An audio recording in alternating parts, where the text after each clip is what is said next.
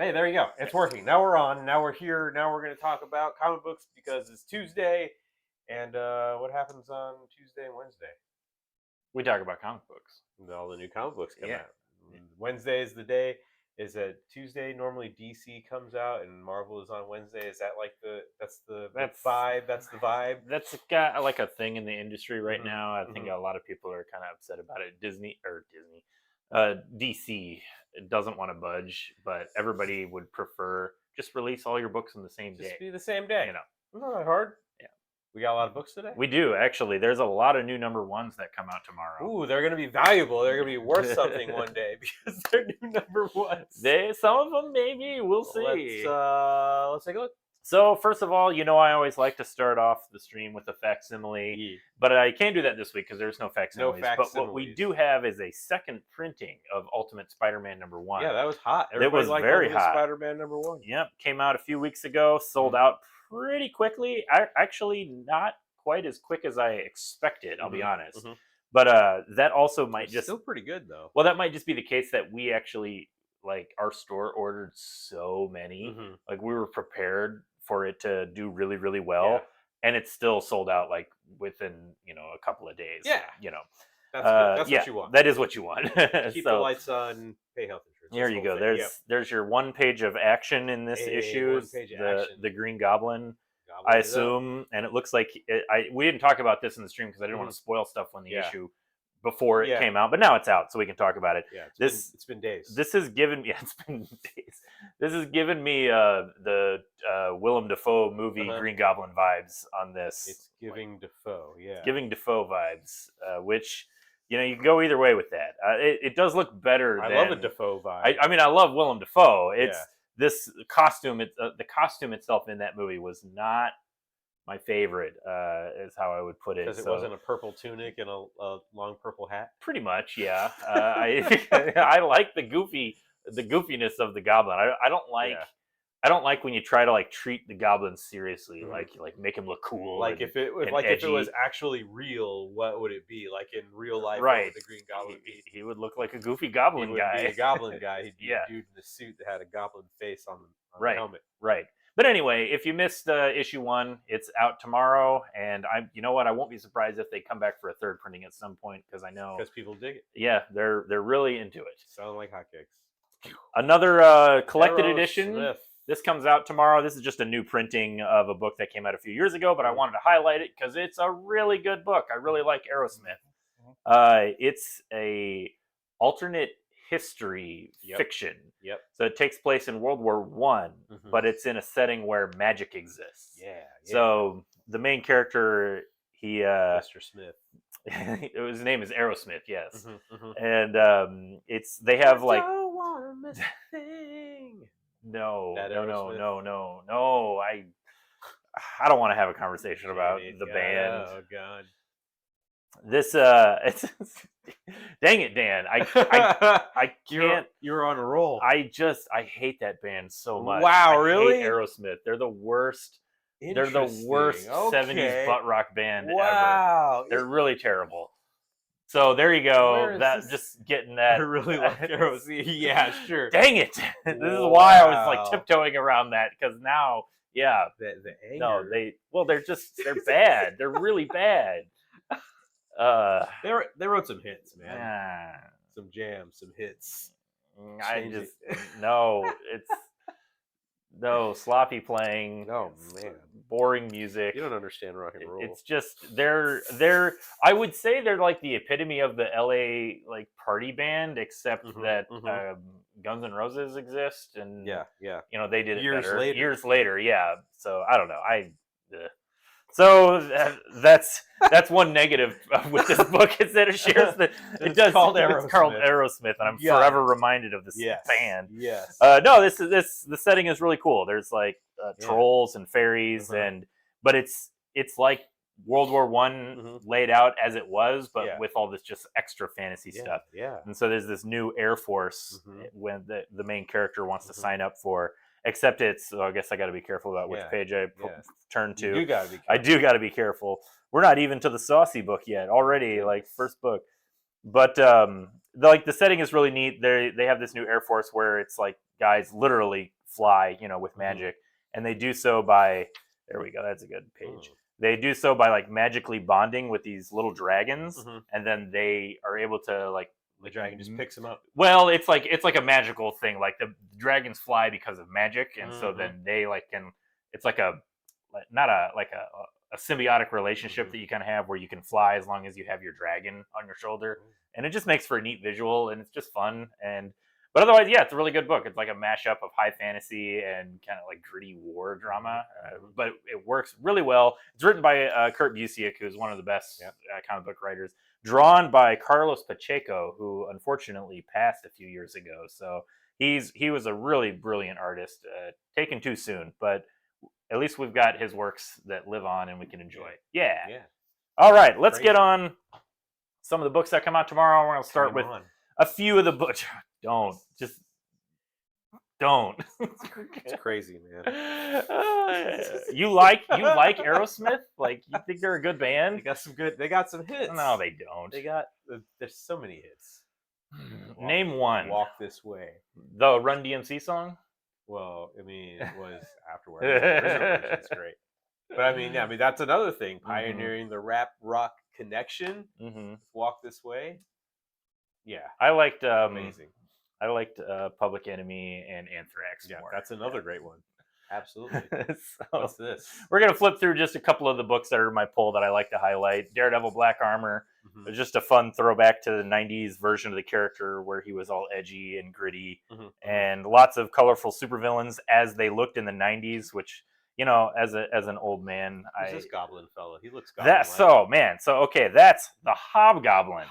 And there's a whole story about so in the Spider-Man books, are they related? There's not Green Goblin and Hobgoblin. Well, they're sort of related. Like they're both goblins, and Hobgoblin got his tech by essentially stealing the Green Goblin stuff. Okay. Which I like that aspect of the continuity where he wanted to be a supervillain, and then he's just like, I'm just gonna take your stuff and I'll be the new Goblin. That's what a supervillain would do. Right, exactly. So, but there's like several different goblins now. But yeah, Hobgoblin was the first variation on the Green Goblin as far as I know, if I remember correctly. There might have been some weird one-off, but he was like a big character in the 80s because the story was set up as like a mystery of you didn't know who he was. Like, is he Norman Osborn back as like some kind of weird different goblin? Himself. Like, yeah, exactly. You didn't know. But yeah, this is this is one of those comics. I think I talked about this on the last stream where I really like it, but I can't necessarily just like blanket recommend it to everybody because it's so specific in its like who it's appealing to. You gotta understand the continuity. I don't even think you need to understand the continuity. You just have to want that comfort food of reading a comic book in the 90s. And it works for me on that level. And so if you read Daredevil comics in the 90s, you'll probably like Aerosmith. No. No, not like that at all. Stop. Aaron's got a guy. We don't want. We're not doing that.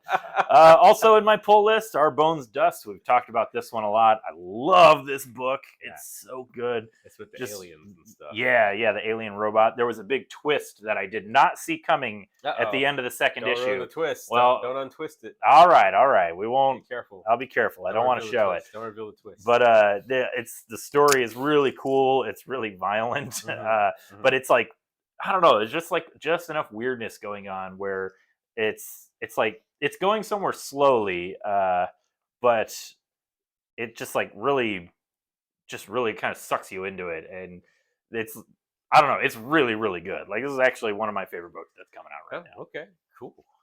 Also, one of my favorite books, Transformers. I don't have a lot to say about Transformers that I haven't said for the last 4 issues. You just dig it. I just really like it. Continue to keep up the quality? It does, yeah. And like the pacing is so fast in this book too. Like it's this story we're on issue 5 and it's all kind of taken place over like 2 or 3 days. It's really fast paced, action heavy. There's some funny stuff in this issue in particular. It's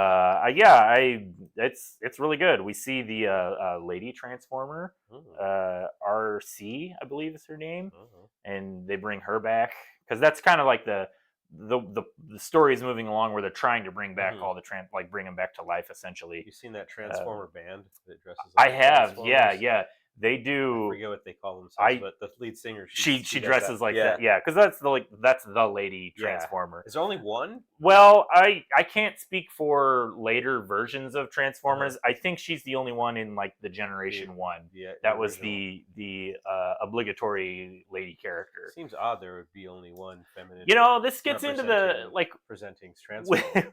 This gets into the weirdness of the how do Transformers work? They have gender. Why would they if they're all robots? They don't really need to. And I think that's how it was eventually explained. Obviously, it's a toy line, and they're like, we have to have a girl character for the girls, for the little girls to play with. But not that little girls can't play with a semi-truck. Right, exactly. We totally are behind that. But at some point, they explained it in story where it was that character just wanted to present herself as a lady, a feminine robot, and everybody else is mostly just.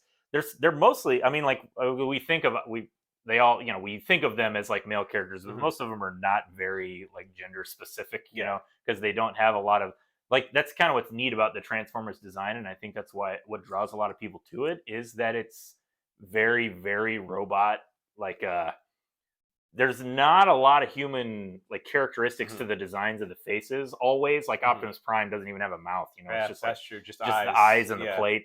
Some of the characters have more defined, stuff. Sure. But there's a versatility to the design, which I think is probably what draws a lot of people to it. I'm down. Yeah. Anyway, it's a good book. I'm loving it. Just like McDonald's.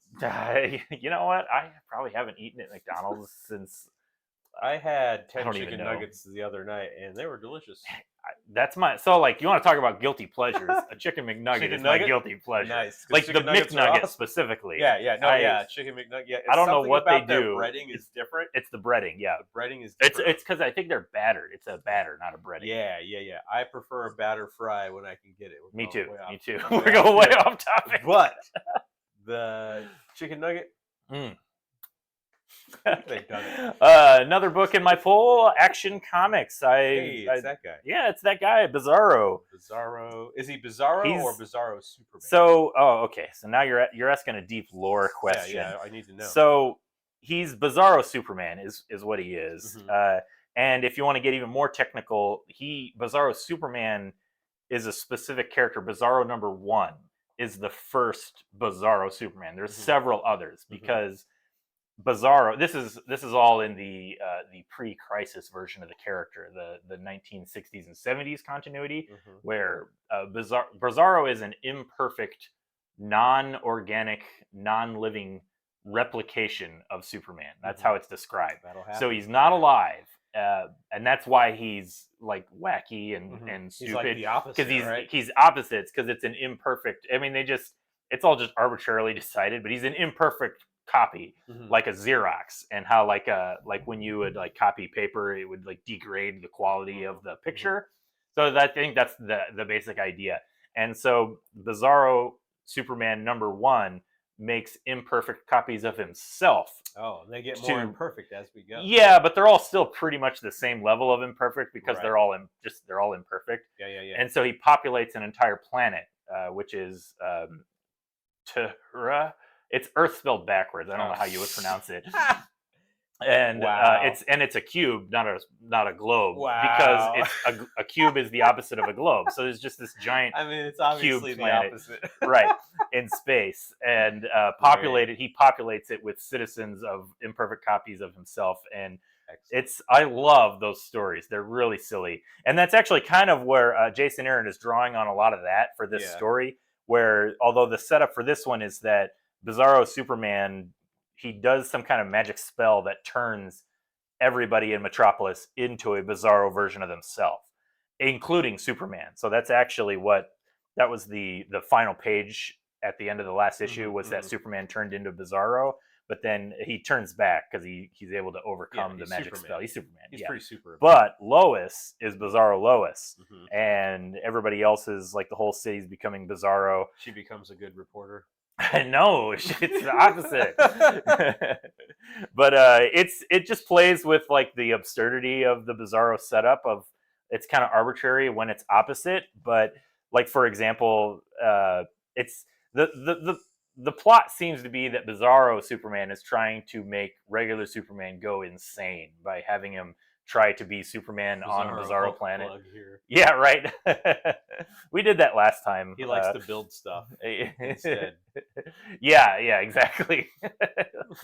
Hulk is very helpful and even if the last constructive. Yeah.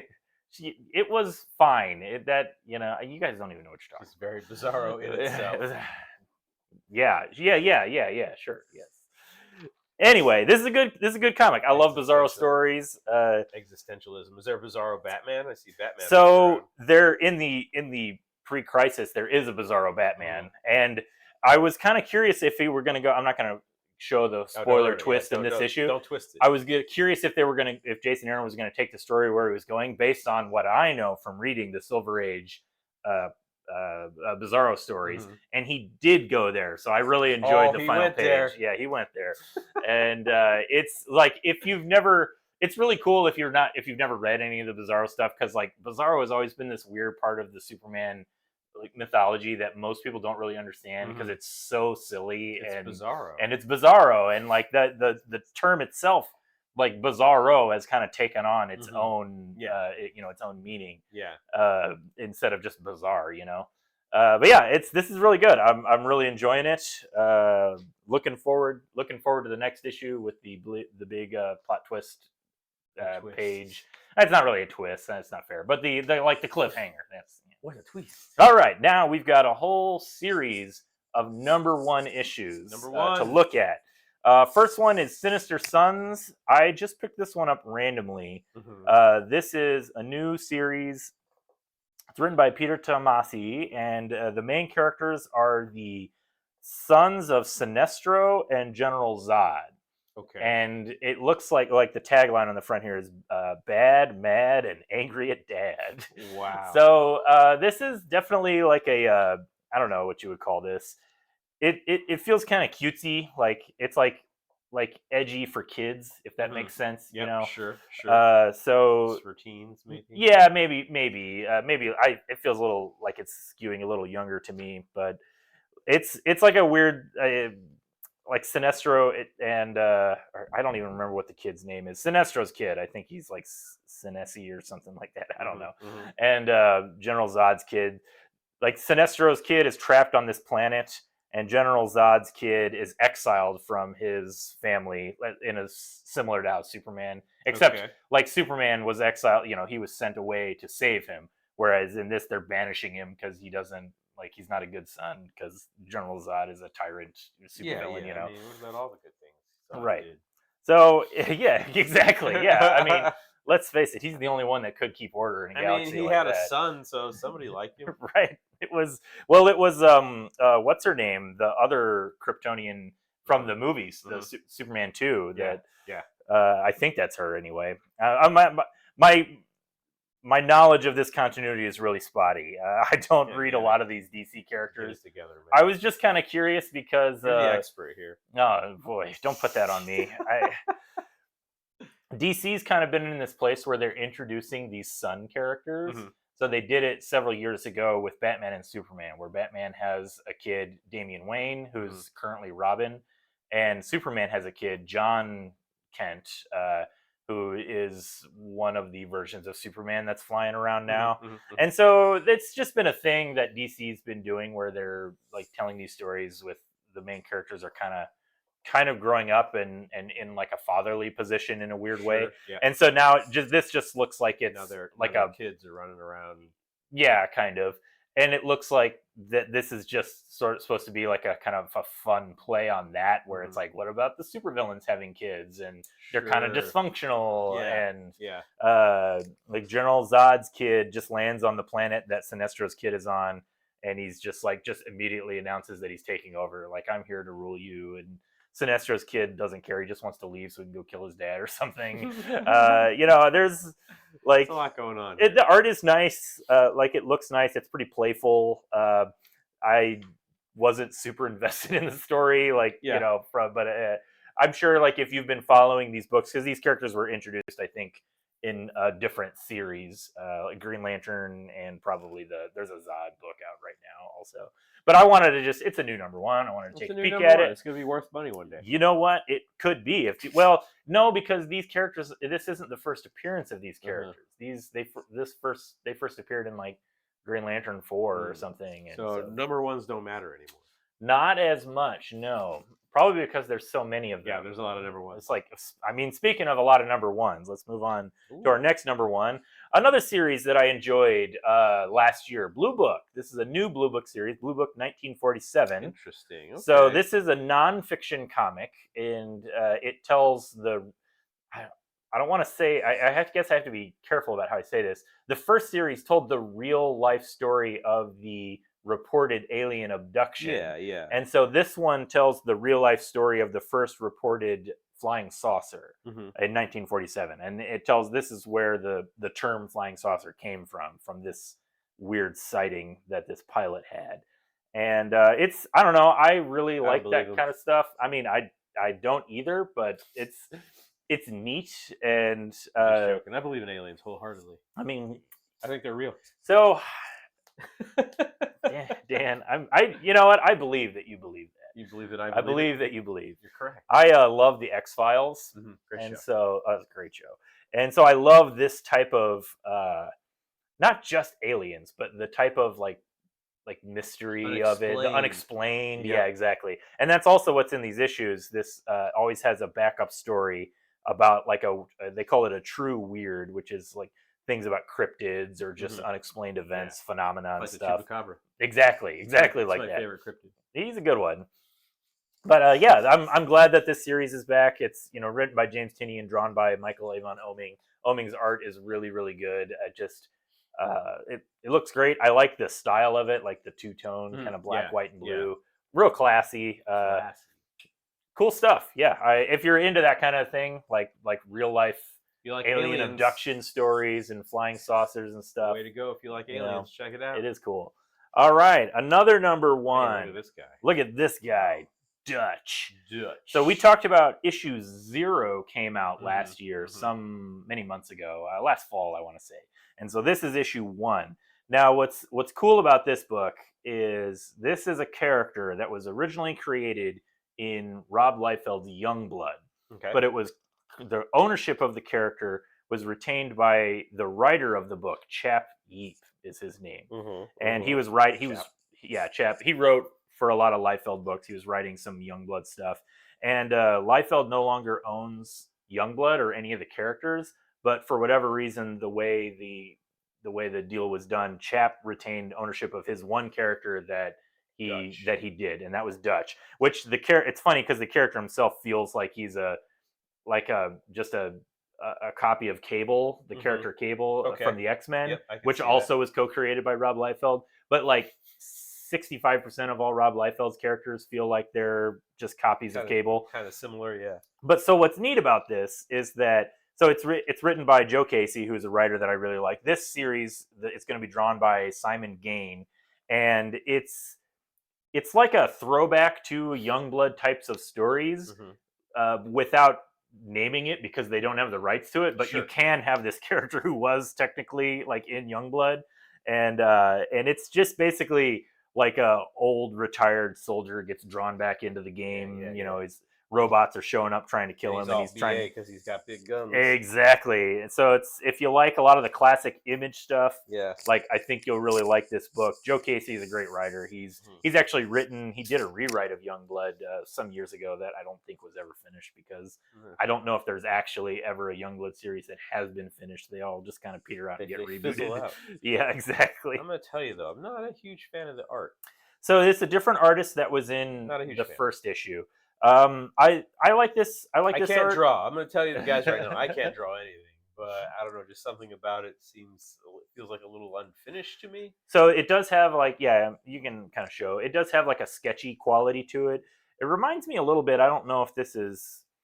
It reminds me a little bit of the artist Brandon Graham, without quite being as fluid as his work is. I think it does retain like a looseness here. like something that someone in school would draw on their notebook. Yeah, absolutely. But I think that's I can't draw. I'm gonna say that I can't draw anything. No, guys. but you could still like. I just like if I open this, I'd be like, You don't have to. You don't have to be a chef to know like if you like food. That's true. Yeah. But yeah, I like this. The design is really good. Of the design of the character, I like the way like this robot arm looks here. His arms grafted. Yeah. It's cool stuff. I think it fits right in. I think I said this last time when issue 0 came out. It fits right in with Local Man for being a new series that has ties to the older 90s comics, but isn't overtly just trying to be a retro comic. He said, funny, I thought the same thing about the train in the game room. Is that who painted that train in the game? Some wacko. Just some guy. Some guy. But yeah, I'm looking forward to this Dutch series. It's cool stuff. Another thing I didn't point out last time, but just to quickly show here, Dan, this logo. I know this doesn't mean anything to you, but this logo is actually made up of a bunch of different original Image series logos. So like this, that's why it looks all cobbled together. So this D is from Savage Dragon. The U is from Youngblood. The C is from Cyberforce. And so that's. I think that's like a nice little nod, to the roots. It's an Easter egg. Yeah, it is. If you know about that stuff. Like I think in the back, I don't. So like you can see that Savage Dragon, like that's the D. So yeah, it's a cool little thing. I'm looking forward to reading more of this. It's like one of those, like it definitely appeals to a very specific type of reader, and that reader is me. So if you're into that kind of a stuff, like if you're liking the Transformers series, or if you like reading old Image, like just kind of action schlock, I think you'll really like this. Joe Casey is a good writer who knows how to take a lot of that, like I said, action schlock and kind of elevate it a little bit. Just do something, make the characters a little bit more interesting. Some Dutch. Yeah, look at it. Yeah, it's cool. Okay, Dutch moving on to a book that I have a feeling will not be difficult to sell. Penthouse Comics. Interesting. Now, I don't even know if I'm going to be able to flip through this book, Dan. I'll be perfectly honest. Flip through it when we're not looking. Okay, so I made some bookmarks so pages that I can show, because I really want to show some of the art, because like this book is going to be like sealed on the shelf, because it's definitely for adults only. It is Penthouse, like what you're thinking. And this is actually not the first time Penthouse has done comics. They tried this once back in 1994. How'd that go? Well, it actually, I mean, you could say it ended in tragedy. Oh. Like actual tragedy. Okay. They published for a few years. I think they did like 7 issues. And like, just, you can read all this in the Wikipedia, but the guy that was in charge of it, like the editor-in-chief of the Penthouse Comics, he basically like started exhibiting erratic behavior. He fired everybody that was working with him, and then like all the creators that were working with him kind of quit, and so they had to start getting like lesser and lesser quality stuff. And then he was accused of embezzling from the company, and then I don't remember if he was specifically fired. I think he was, and then he took his own life. Oh wow. So it did like actually literally end in tragedy, and then the book just like was quietly just like canceled. Like okay. Mind.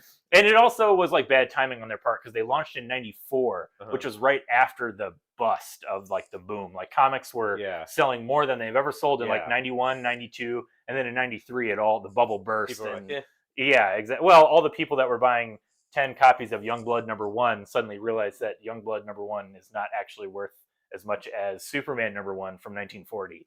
You know, so I'm telling you, those #1s. Those #1s, so man. Valuable. That's But I do. So I was kind of curious about this comic, Penthouse Comics, because they wanted to do like adult comics. The list of artists, I can't even name the entire list. There's a lot of artists that work on it, but it has a real European style to the art, and I'm a big fan of European artists. I don't know what that means. So like, I'll just show you. I mean, I'll just show you some artwork, and you can kind of see. But see, that definitely not that page. Don't show that page. Well, if I can get my hand on the bookmark, there we go. That page. Okay, so like here's a page that I thought was really beautiful. Interesting. We can look at that. Yeah, we can look at that. Yeah, it actually reminded me of a page of Black Sad, because it's just like this there's so much work involved in showing this cafe and all the shadows. The shadow from so the you tree. have all these leaves, and then there's all the shadows from the leaves, and it's like all this speckled. Looks like it's watercolored, just like really, really nice looking. And it's it's a soft core kind of a story, you could say. A lot of the stories kind of fall into that category, where they're like they're violent and erotic, I guess you could say, to a certain degree. There's another one, the story called Gun Crazy, or it's Gun Crazy by Videodrome, but like I like this, just the design of the characters. Like a post-apocalyptic situation here. No, they're just rough looking. Oh, okay. It's just they're just BA. They're just BA, yeah, exactly. And one thing that caught my attention was so there is an adaptation of a book called "I Spit on Your Grave," which I actually had to do some reading on Wikipedia today to figure out what this is. I thought it was an adaptation of the famous 70s Grindhouse movie. Yeah, you know it, right? Yeah.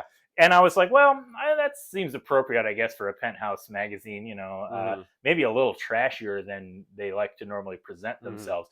But it's not. It's actually an adaptation of a book written in like 1947 of the same name, but it is also kind of like an erotic thriller, and it's got really cool art.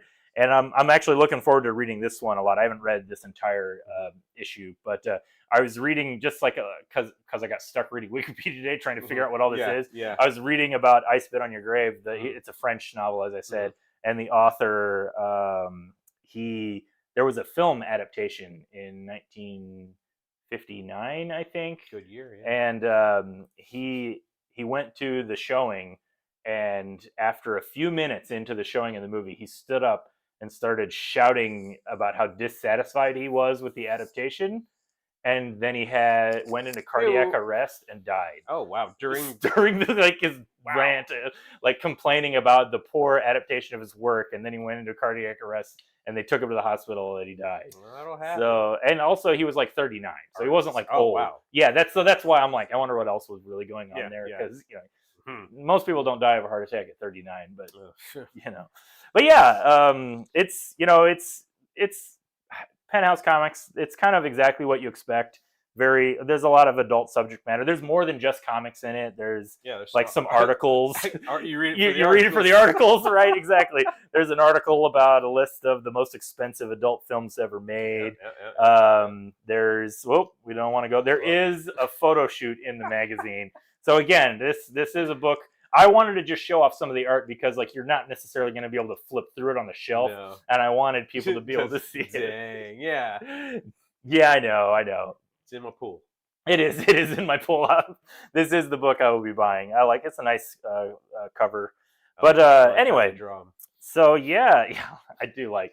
Well, no, there's an actual photo shoot. Yeah, I know. I saw it. I saw a little. You saw a little peek of it. But also, I like how it's it's an artsy photo shoot.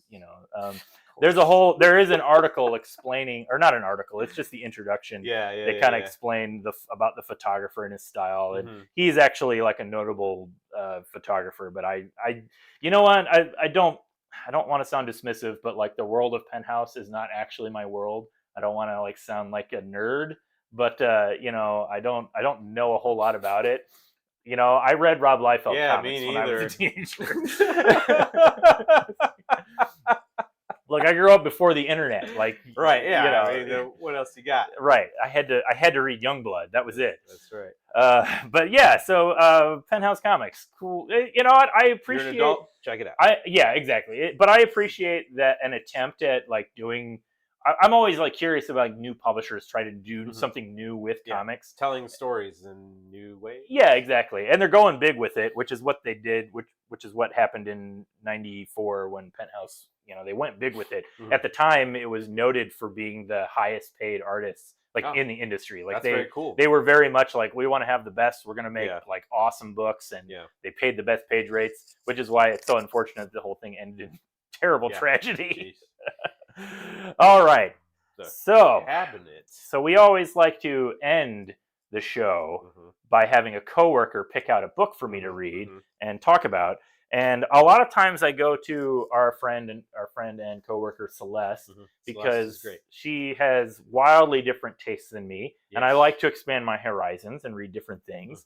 And she could not decide on which book I see, like, to recommend. There's 3 books here. There's The Cabinet, there's The Displaced, and there's also this book, If You Find This, I'm Already Dead. So because she couldn't decide which one to read, I just went ahead and read all 3 read all of them. Yeah. That's commitment. That is commitment. Spoiler alert, I was going to read this one anyway because it's written by Matt Kindt, who is one of my guys. I love Matt Kindt's work. But, so I read The Cabinet first, and it's very much trying to be like an 80s, like a fantasy, like a modern fable kind of a story. Okay. I found it to be actually kind of confusing. I couldn't really tell what was going on. But there's this, the event at the beginning, it's like a young teenage girl. She's trying to do a magic spell, and then she messes it up, and that causes them to get found by these characters who then kill her parents. They had it coming. And now she's like going on an adventure to find all the missing pieces to this thing that she cast a spell, and it involved a cabinet in some way. That's like how the magic is done. So a cabinet as a physical cabinet. It's a physical cabinet. Oh, not like a group of people making not like law. Not like a presidential thing. No, it's like a cupboard. Okay. You know. I did like this page. This is a nice page. Cool. This was, so the art is kind of interesting, and that's what. No, I mean, it's really neat. It's really colorful. Not as so like it's weird to me though, because I feel like tonally they're trying to kind of go for like a bit of the dark 80s motif, like a Labyrinth or like the Return to Oz. You remember that? Sure. Yeah, great movie. I love it. A little never-ending story action. Yeah, never-ending story. That's what you're looking but for. Like not completely. Like it's still a little more lighthearted, and that definitely is aided by the art, because the art is so colorful and like really like candy coated. It has a great like color scheme going on here with the purple and the yellows. Yeah, so it's a nice looking book. I like the art. Like I said, I found the story to be a little confusing, and I kind of at a certain point I just started skimming it because I knew I wasn't going to read any more of it. But I am happy to report that our friend and coworker Celeste, who made me read this for the stream, she also read it. She was also confused, so it wasn't just me. So if Celeste is confused, I mean, to be fair, it's not that hard to confuse Celeste, and we all know this. It's an open secret. But so I'm just saying, if I couldn't understand it, there's no way she was going to understand it. Wow. I can say that because she doesn't watch the stream. She's working. Yeah. We tried to get her on. She said that we did. That's why I'm saying this, because we wanted her to come in and talk about it. And she said she was too shy to be on. She says she's shy, which I don't believe her. That's not a word I would use to describe. Never. But anyway, so the other book, The Displaced. Now this one I actually liked quite a bit. So this is written by Ed Brisson.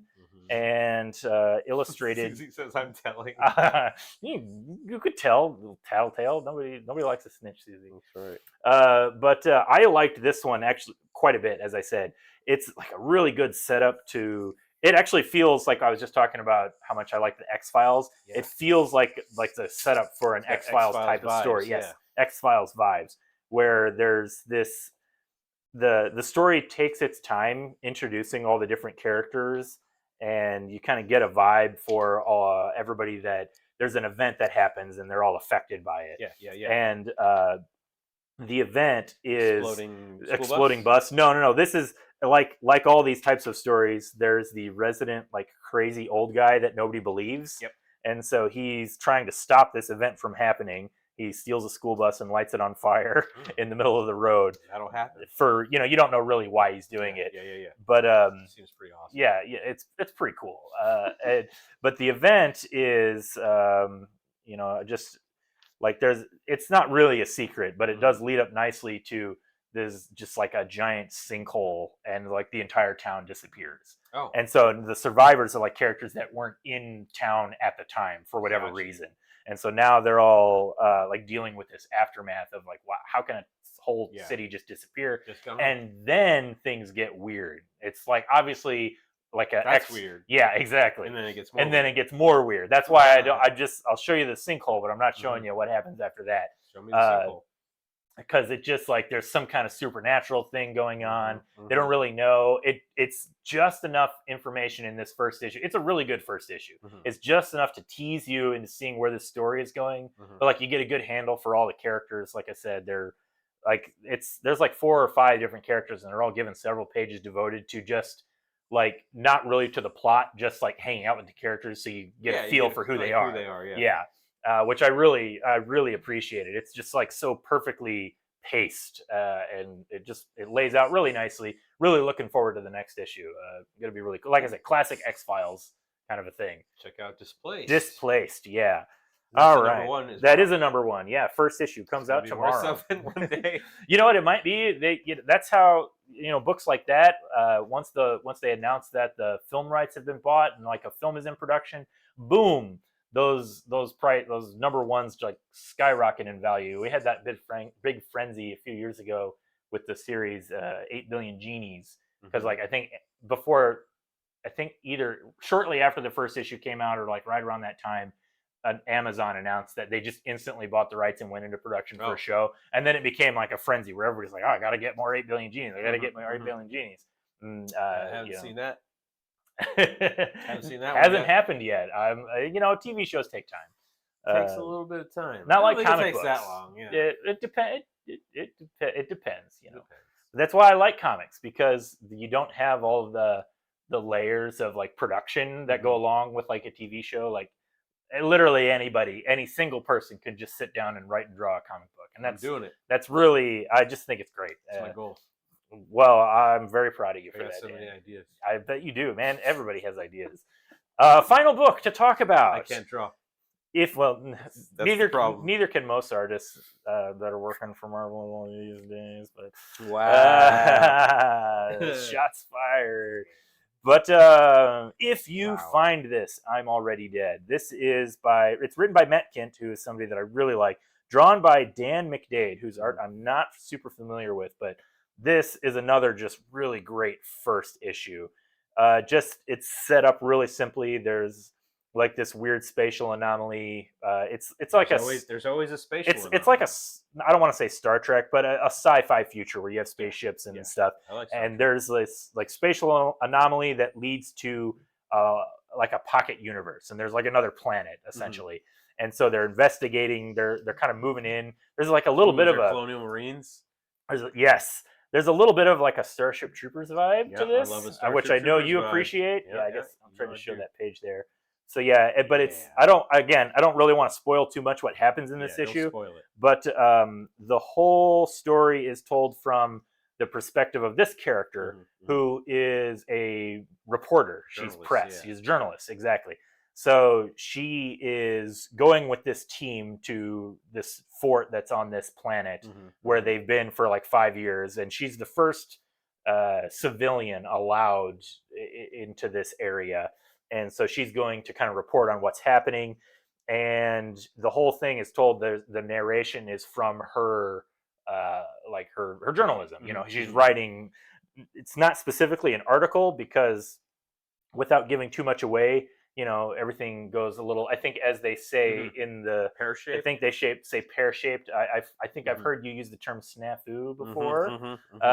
So there's a little bit of that going on, and I want to show like it gets a little wild. Like there's aliens and other creatures, and basically she's writing this as like the title of the series is "If You Find This, I'm Already Dead." So she's writing this to just relay as much information as she can before she's killed. Right. And so like the idea is like you're reading her journal entries that presumably her final entry. Right. Exactly. Intriguing. So it's really cool. The art looks great. I think I kind of talked about it a little bit, but I didn't really show a lot of it. Like looks really, really good. Like cool aliens there.